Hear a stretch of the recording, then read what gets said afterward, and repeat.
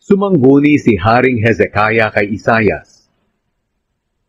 37 Kabanata.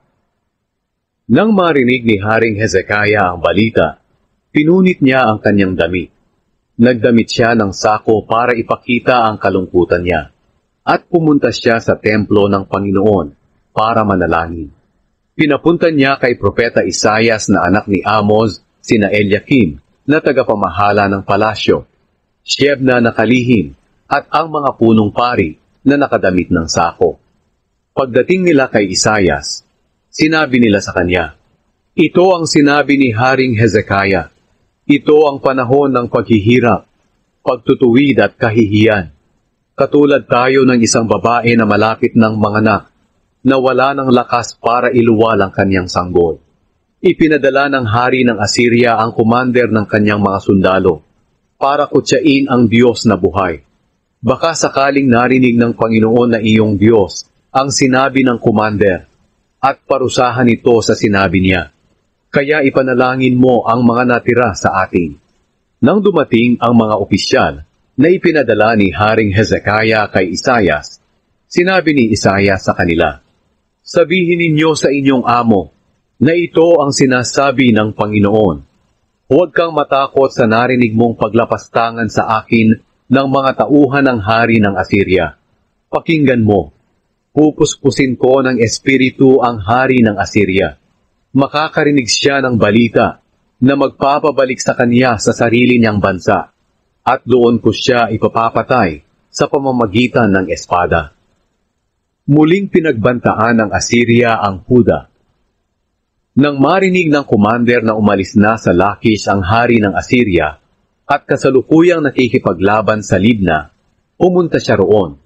Nang makatanggap ng balita si Haring Sennacherib ng Assyria, nalulusubin sila ni Haring Tirhaka ng Ethiopia. Nagsugo siya ng mga mensahero kay Hezekiah para sabihin ito, "Huwag kang magpaloko sa inaasahan mong Diyos kapag sinabi niya, hindi ipapaubaya ang Jerusalem sa kamay ng hari ng Assyria. Makinig ka. Narinig mo kung ano ang ginawa ng mga hari ng Assyria sa halos lahat ng bansa. Nilipol sila ng lubusan. Sa palagay mo ba makakaligtas ka? Nailigtas ba ang mga bansang ito ng Diyos nila?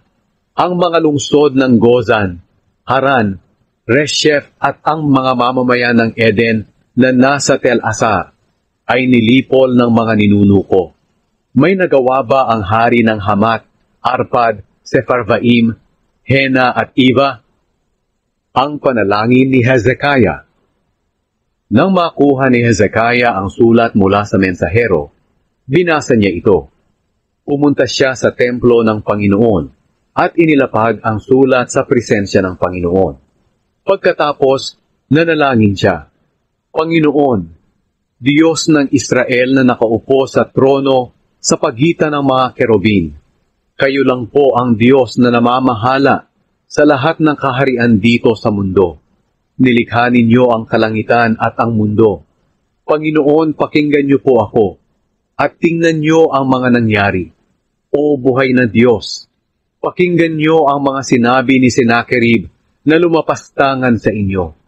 Panginoon, totoo po na nilipol ng mga hari ng Assyria ang maraming mamamayan at mga lupain nila.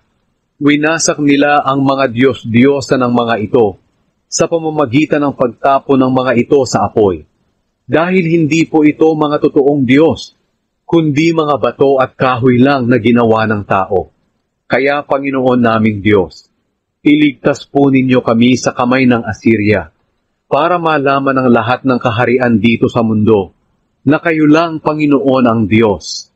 Pagkatapos, nagpadala si Isaias na anak ni Amoz ng ganitong mensahe kay Hezekiah. "Ito ang sinabi ng Panginoon, ang Diyos ng Israel. Dahil nanalangin ka tungkol kay Haring Sennacherib ng Assyria, ito ang sinabi ko laban sa kanya. Pinagtatawanan at iniinsulto ka ng mga naninirahan sa Zion, ang lungsod ng Jerusalem. Umiiling-iling sila sa paghamak sa iyo habang nakatalikod ka. Sino ba ang hinahamak at nilalapastangan mo? Sino ang pinagtataasan mo ng boses at pinagyayabangan mo? Hindi ba't ako ang banal na Diyos ng Israel? Kinutya mo ako sa pamamagitan ng iyong mga sugo. Sinabi mo pa, sa pamamagitan ng aking maraming karwahe, naakyat ko ang matataas na mga bundok, pati ang tuktok ng bundok ng Lebanon. Pinutol ko ang pinakamataas na mga puno ng sedro at natatanging sipres nito. Nakarating ako sa tuktok na may makapal na kagubatan. Naghukay ako ng balon sa ibang mga lugar at uminom ng tubig mula rito. Sa pagdaan ko natuyo ang mga sapa sa Ehipto. Totoo ngang winasak mo ang mga napapadirang lungsod. Pero hindi mo ba alam na matagal ko nang itinakda iyon? Mula pa noon, naplano ko na ito, at ngayon ginagawa ko na ito. Ang mga mamamayan ng mga lungsod na iyong nilipol ay nawalan ng lakas. Natakot sila at napahiya. Para silang mga damo sa parang na madaling malanta, o mga damong tumutubo sa bubungan ng bahay, na pagkatapos tumubo ay nalanta rin agad. Pero alam ko ang lahat tungkol sa iyo, kung saan ka nananatili, kung saan ka galing, kung saan ka pupunta, at kung gaano katindi ang galit mo sa akin. Dahil narinig ko ang galit mo at ang pagmamayabang sa akin, lalagyan ko ng kawit ang ilong mo, at bubusalan ko ang bibig mo, at hihilahin ka pabalik sa iyong pinagmulan, sa daan na iyong tinahak. Sinabi pa ni Isaias kay Hezekiah, ito ang tanda na iingatan ng Panginoon ang Jerusalem sa mga taga-Assyria.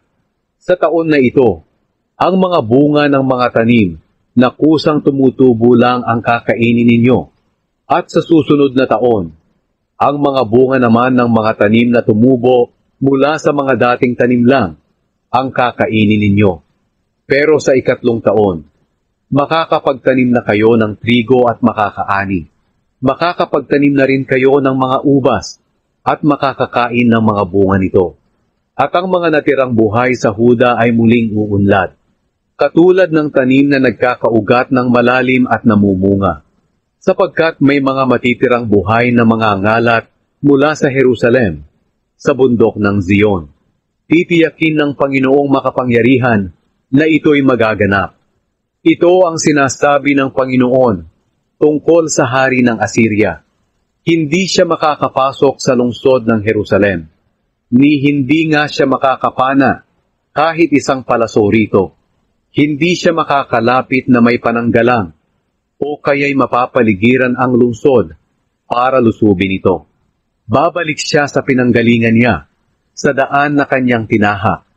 Ako ang Panginoon ay nagsasabing hindi siya makakapasok sa lungsod na ito.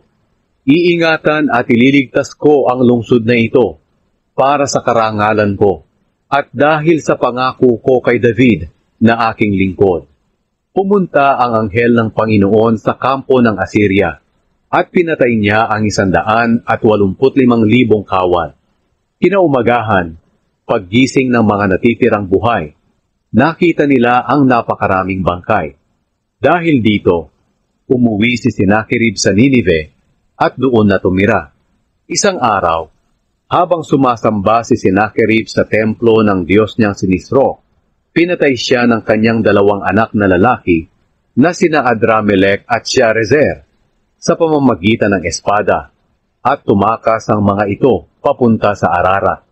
At ang anak niyang si Esarhaddon ang pumalit sa kanya bilang hari.